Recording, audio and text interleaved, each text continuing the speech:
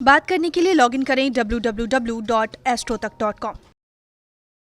अब ये प्रश्न पैदा होता है कि जुड़वा बच्चे कब पैदा होते हैं और इनके जन्म लेने का माता पिता पर क्या असर होता है। देखिए, जब कुंडली के पंचम भाव का स्वामी, पांचवें खाने का मालिक द्विस्वभाव की राशि में हो, मिथुन में हो, कन्या में हो, धनु में हो या मीन में हो, पांचवें खाने का मालिक, तो ऐसी स्थिति में जुड़वा बच्चों के होने की संभावना थोड़ी सी प्रबल हो जाती है।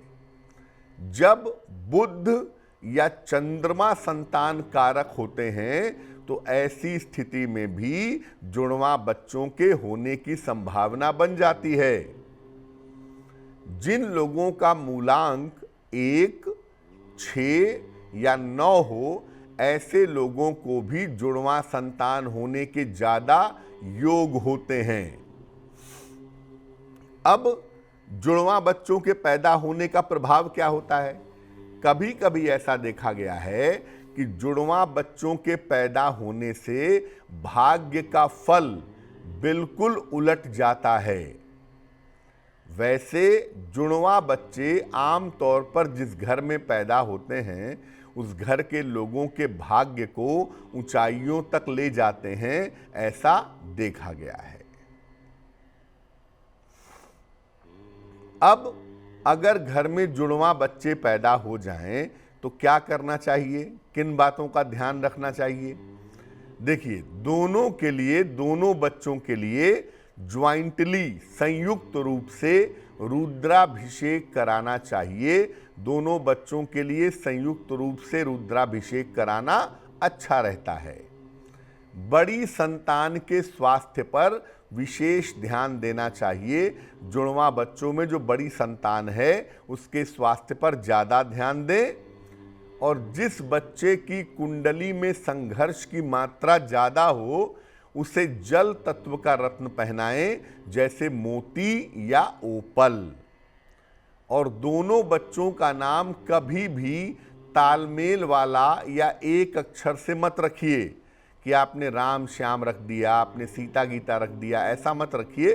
तालमेल वाला नाम मत रखिए और दोनों का नाम एक ही अक्षर से मत रखिए, तो बहुत अच्छा होगा। दोनों के विवाह में कम से कम 1 वर्ष का अंतर जरूर रखिए। दोनों की शादी भी एक साथ करने का प्रयास मत करिए। दोनों की शादी में कम से कम 1 साल का अंतर रखेंगे तो बहुत अच्छा होगा।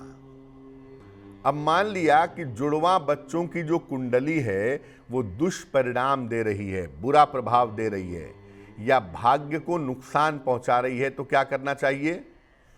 देखिए, अगर जुड़वा बच्चों के जन्म लेने से दिक्कत आ रही है, आपके जीवन में आ रही है या बच्चों के जीवन में आ रही है, तो जिस नकारात्मक नक्षत्र में उनका जन्म हुआ है उस नकारात्मक नक्षत्र की शांति करानी चाहिए। वैसे तो किसी भी बच्चे को 4 साल तक नॉनवेज नहीं खिलाना चाहिए, लेकिन जुड़वा बच्चों के मामले में कम से कम 4 साल तक उन्हें मांसाहार का सेवन न कराएं। पहले 4 महीने तक घर में रोज प्रातः विष्णु सहस्त्र नाम का पाठ करें तो बहुत अच्छा होगा। और दोनों बच्चों का जो मुख्य ग्रह है उसको समझने की कोशिश करें कि दोनों बच्चों के जीवन में किन किन ग्रहों का ज़्यादा प्रभाव है। उन ग्रहों को बलवान करने की कोशिश करें तो इससे जुड़वा बच्चों का भाग्य भी बेहतर होगा और उनके परिवार वालों का भाग्य भी अच्छा होगा।